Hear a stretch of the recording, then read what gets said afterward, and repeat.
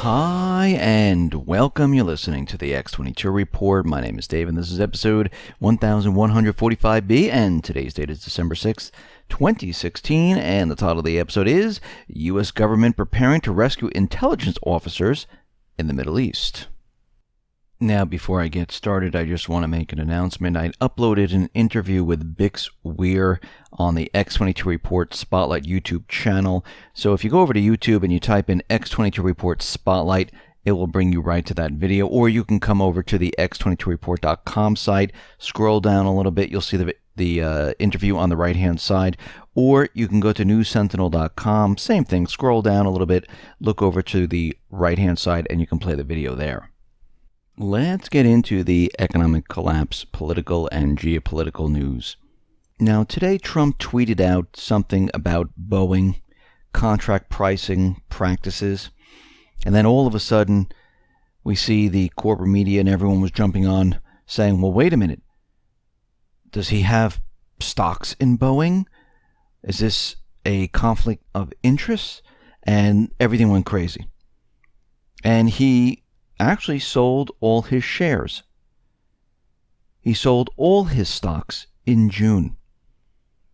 So there is no conflict of interest whatsoever. What he was saying, though, was that the cost of Air Force One to build this is absolutely ridiculous. And he wants the order canceled. Now, we have the first defection in the Electoral College. We see that Christopher Supran, he published an op-ed in the New York Times explaining on Monday why he will not be casting his vote for Donald Trump. And if Supran follows through on his promise next month, he would become the first faithless elector since 2004. And he's urging other electors to do the same. And this is exactly what the establishment wants. They want to put the Electoral College in limbo. They want both candidates to have less than 270 elector votes. This way, nobody has won. And this is the whole entire agenda for the recount. Now, Time was out there. Time's Mark Weston. And he's saying the 65 million Americans who voted for Hillary, well, we shouldn't pay taxes. And he's saying that it's under no taxation without representation. And he's telling people not to pay their taxes. He says we won't pay taxes to the federal government until democracy is restored. Actually, I think all Americans shouldn't have to pay taxes. Actually, it's unconstitutional. Some say the 16th Amendment was never even ratified. So in this case, I do agree with him. But it shouldn't just be for the Democrats. It should be everyone. That we shouldn't be paying these taxes. The Federal Reserve should never be in power.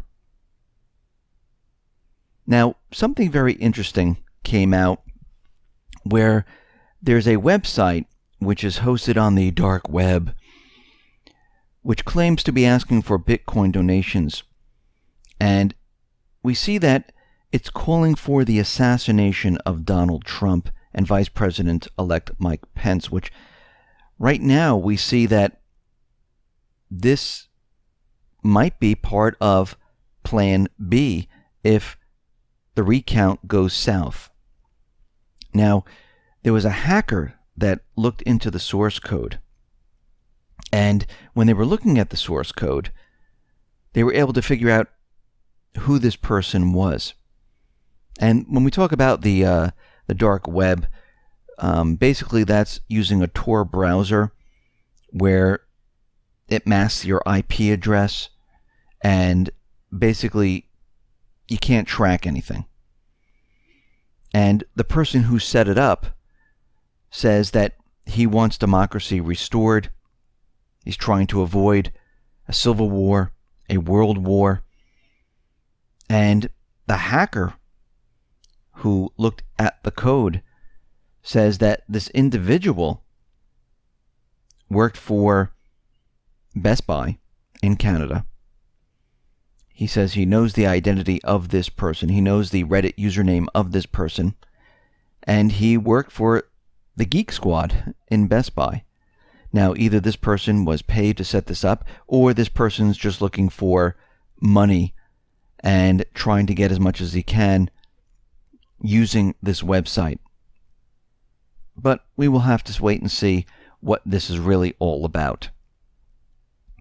Now, out in Germany, after years of denial, Berlin has acknowledged that the U.S. Air Force is using the Ramstein Air Base in Germany to carry out drone attacks and anti-terrorist operations. Now, they've been denying this for a very long time. And of course, if any of us brought this up, well, that was conspiracy theory, that was fake news. And then all of a sudden, through all these denials, they finally admitted, yes, this is what we've been doing all along. And we can see right now that this base has been used for years. They've been flying drone missions in Afghanistan, Iraq, Yemen, Somalia. And it turns out, just once again, this fake news turns out to be true. Here's another story from WikiLeaks. Remember going back to 2015 when Russia was pointing out that Turkey was involved with the Islamic State, that Bilal, Erdogan's son, was purchasing the oil. All the oil convoys were being moved into Turkey. Of course, the U.S. couldn't find any of these convoys with their satellites, surveillance planes. They just missed them every single time. But Russia found them. I mean, it was a huge line of gas trucks going into Turkey. I mean, how do you miss this? Well, we know how they missed it. The U.S. was a part of this.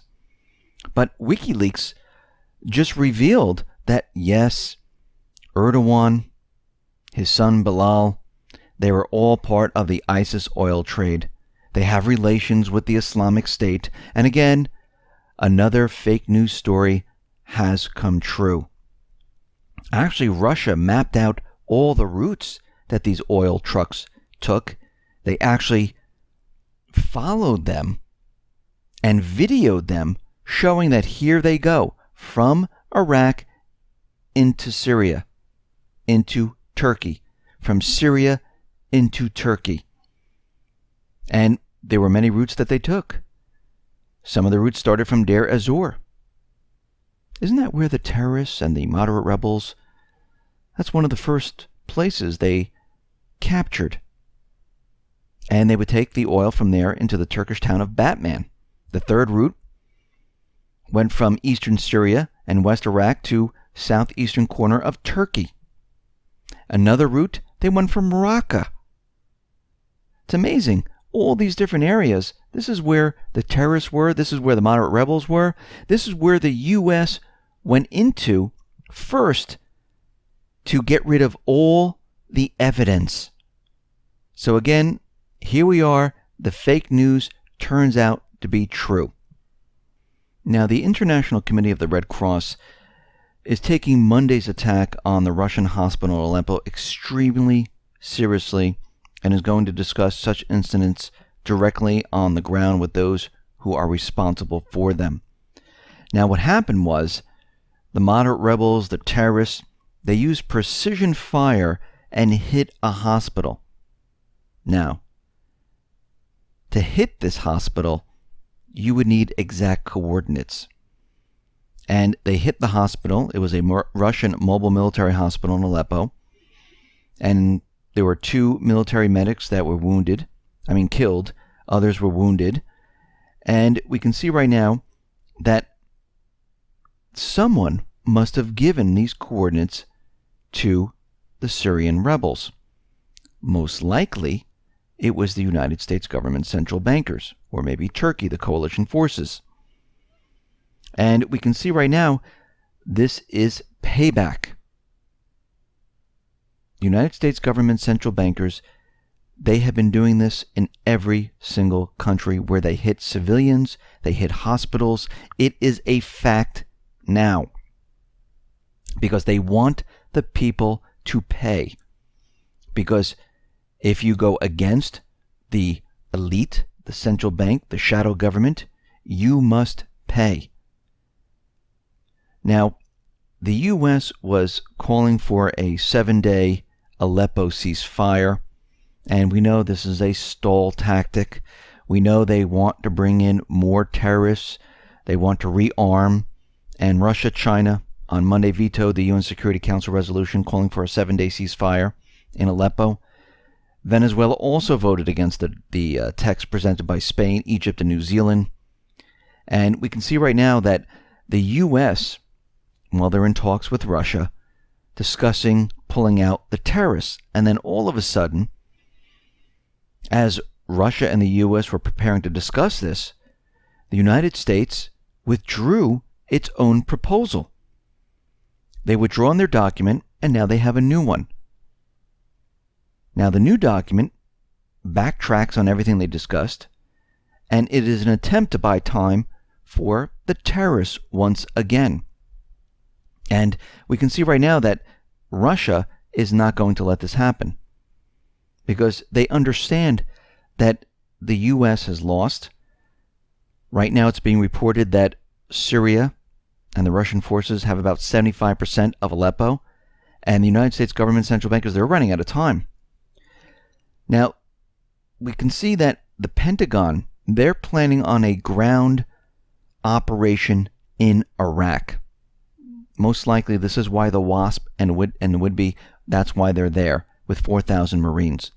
Because what they're saying is that the Iraqi forces, they're not doing their job and they're losing the battle in this area. And what's really going on there is that the people in Iraq, well, they want their country back. They want the puppet government out. And we're seeing this happen in Libya, in Yemen, in Lebanon. And we can see right now this force might not just be used in Iraq, but they might spread them out into other countries.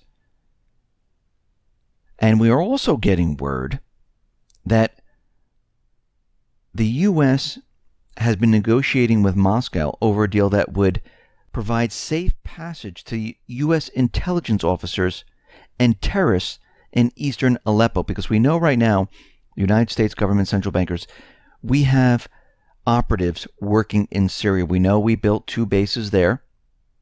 We know France has built a base there. We know Turkey has built a base in a sovereign country, raised the flag of the United States there, raised the flag of Turkey in Syria. And right now, the U.S. is basically trying to clean up the area at this point.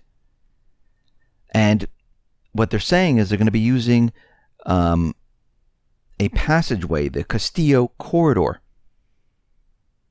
to get people into Turkey and out of Syria. Now, we know all this is happening at the same time. Now, the U.S. is preparing a ground invasion. Now, of course, Obama has said we're never going to be putting boots on the ground in Iraq. But here we see we have 4,000 Marines on standby right there.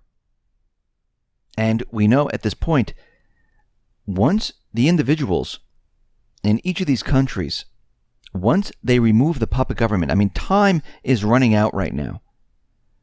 Once this occurs, it's game over.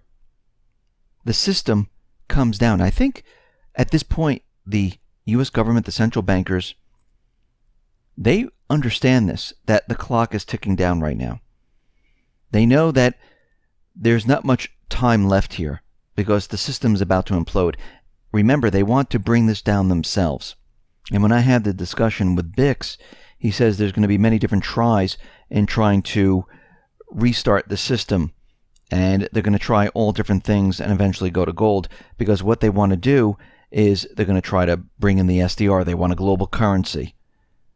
They're going to try to do other things, everything but bring the gold standard back and back the currency with something of value.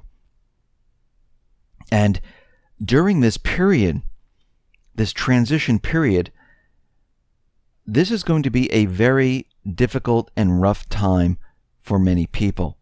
It's something that we've never seen before, something we've never experienced before. And talking to Bix, it's going to be absolutely horrific. He even went as far to say that many people are going to die from this because the lack of food, lack of water, lack of maybe electricity. And we can see that when this does occur, things are going to be completely out of control. Now, other people are saying this is not true at all, but we can see how this is all playing out right now. We can see that when the system goes down, I mean, think about it. We have trillions and trillions and trillions worth of debt. Europe is in negative interest rates. Japan is in negative interest rates. They're creating currency like crazy to keep the system alive. Once they take this economy, which is on life support right now, let's not fool ourselves. It is completely on life support at this time. That's what all of this is. Once the life support is pulled, the system just comes down. It's that simple. And when it does come down, people are going to be blindsided. They're not going to understand what just happened. This is why, and we all know this from looking at different examples around the world, you shouldn't really keep your currency in the bank. Keep as, whatever you need to pay bills, but my personal opinion is to keep it someplace else or convert it into gold and silver. Take it out of the system. Because if the system comes down, I shouldn't say if, when the system comes down, there is no way that the banks will have enough cash, the ATM machines will have enough cash to give to everyone. It's completely impossible. It just won't happen. Look what's happening in Venezuela. They're in a hyperinflation situation. People are running to the ATM machines. They can't load the machines up with cash. Well, we know here in the United States, the banks don't have cash. People have gone into the banks and they've asked to take out $10,000, $15,000, and the banks tell them no. So during this crash, do you really think you're going to be able to go into the bank and just get your currency? No. Actually, according to Bix, the currency is going to just completely disappear. Poof, gone. And this is why all this time, everyone should have been preparing for what is about to happen. It's not just about currency. It's not just about gold and silver.